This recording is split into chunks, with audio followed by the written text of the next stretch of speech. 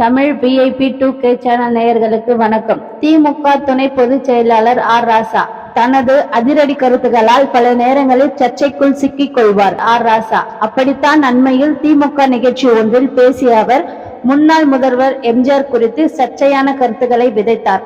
ராசாவின் இந்த பேச்சு குறித்து வீடியோ சமூக வலைதளங்களில் வைரலானது. திமுக MP ஆர். ராசாவுக்கு அதிமுக சார்பில் ரூபாய் 1 கோடி நஷ்ட ஈடு கேட்டு நோட்டீஸ் அனுப்பப்பட்டுள்ளது.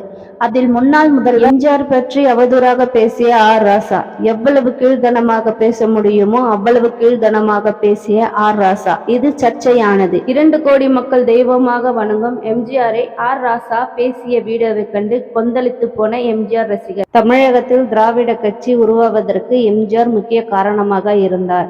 பின்னர் அவரது படத்தின் வசனங்கள் போலவே அரசியலும் செயல்பட்டதால் பொதுமக்கள் மத்தியில் அவருக்கு பெரும் வரவேற்பு கிடைத்தது. பின்னர் அவர் அதிமுக என்ற தனி கட்சி துவங்கிய பொழுது மக்களின் ஆதரவால் அவர் முதலமைச்சர் பதவியும் பெற்றார். அன்று முதல் இன்று வரை எத்தனை தலைவர்கள் வந்தாலும் எம்ஜிஆருக்கு ஈடு செய்ய யாரும் இல்லை என்பதே உண்மையாகவே உள்ளது. இதைத் தொடர்ந்து அவரது பேச்சுக்கு அதிமுக தலைவர்கள் கடும் கண்டனம் தெரிவித்துள்ளனர். மேலும் ஆர். ராசாவை கண்டித்து உருவ பொம்மை எரிப்பதும், ஆர். ராசாவின் உருவ பொம்மைக்கு செருப்பு மாலை போடுவதும், ஆர். ராசாவின் உருவ பொம்மை செருப்பால் அடிப்பதும் பல்வேறு இடங்களில் பலத்த கண்டனம். திமுகவிற்கு மீண்டும் ஒரு தலைவலி ஆரம்பித்து விட்டது ஆர். ராசாவினார். இந்நிலையில் அதிமுக நிறுவனர் முன்னாள் முதலமைச்சர் எம்ஜிஆர் குறித்து அவதூறாக பேசி எம்ஜிஆரின் பெயருக்கும் புகழுக்கும் களங்கம் ஏற்படுத்தியதாகவும், பாரத ரத்னா விருது பெற்றவரை தவறான பொய்யான கருத்துகளால் சிறுமைப்படுத்தும் விதத்தில் திமுக MP ஆர். ராசா பேசியதாக அதிமுக இளைஞர் மற்றும் இளம்பெண்கள் பாசறை செயலாளர் வெங்கடேசன் சார்பில் வழக்கறிஞர் ராஜசெல்வன் நோட்டீஸ் அனுப்பியுள்ளார். அதில் திமுக